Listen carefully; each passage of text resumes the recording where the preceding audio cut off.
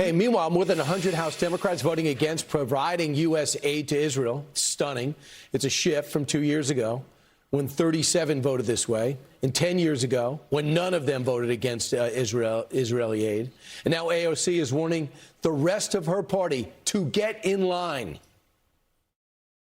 The majority of Democrats now have shifted where we are on this issue with respect to Israel, that the U.S. cannot continue to finance a reckless government that has no regard for human rights. I would certainly hope that anyone running for president in 2 years would not be stuck 10 years in the past.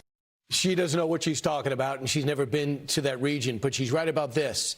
Even Nancy Pelosi, formerly one of the most pro-Israeli Democrats in Congress, now flipping to vote against the funding bill. And our next guest warns this is only the beginning as Jewish Democrats discover their loyalty to the party is not being returned. Fox News contributor Bill McGurn joins us now. Bill, are you shocked over 100 Democrats, and not including Hakeem Jeffries, because he voted to fund Israel aid, would vote against Israel?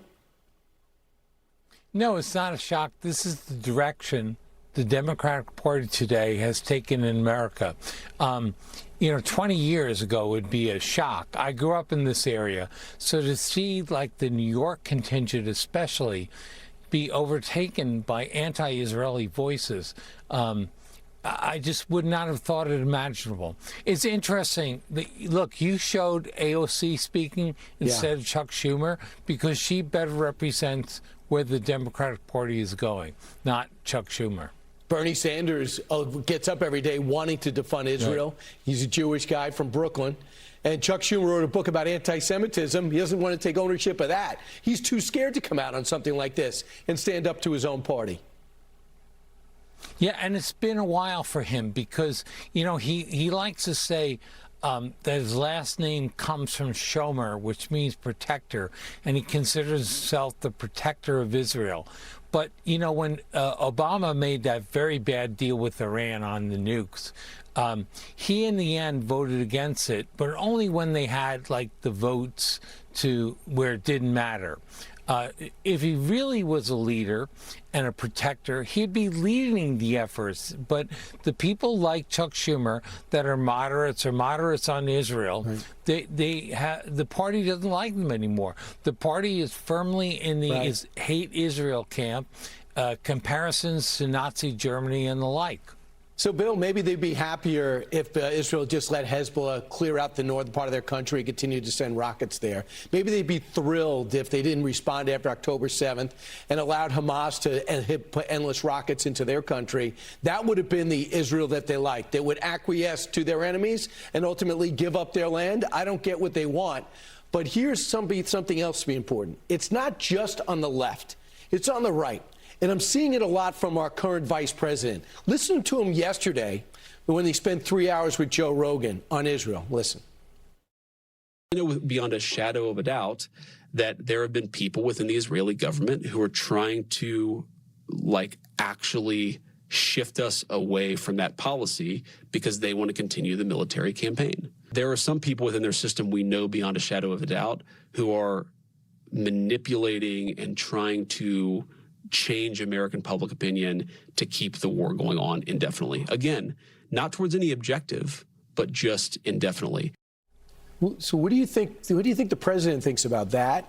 And do you think he's right? No, I don't think he's right. I agree that if you want an end to it, I think the end is a victory, not another hollow victory where Iran reconstitutes itself as a major threat in the Middle East. So I'm not sure what purpose the vice president's serving by attacking Israel or something. Also, it makes sense. If you were Israel, wouldn't you like it? Your primary enemy is at war with the U.S.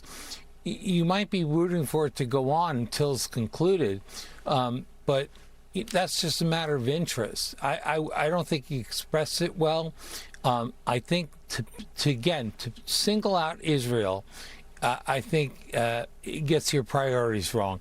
And look, say this about Democrats and Republicans. I think there's one Republican that voted against Israel, and that's Tom Massey. And Democrats have nearly half the party. There's anti-Semitic voices in the Republican Party, but not like the Democrats. Half the House. Half their House members. So I think it's a big difference. Ari Fleischer, my former colleague in the Bush administration, last year put it this way. He said, American Republicans have a cold with anti-Semitism. Democrats have a fever. And I think it's getting very severe. And if Chuck Schumer really the guardian he fancies himself, he should speak up and denounce the drift of his party. You won't. He didn't speak up when they were the anti-Semitic rants over at Columbia. Right. He's not going to speak up now, Bill. And I will say, too, that Israel is not attacking Iran because they want war.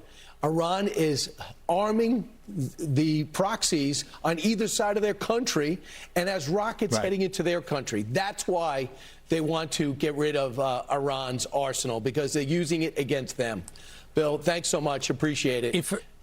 If Iran were peaceful, there'd be no protests. Thank you. Nothing from Israel. We used to understand that. I don't know what happened. Thanks, Bill. Be sure to like and subscribe for all the Fox News latest on YouTube, and catch full shows streaming now on Fox One.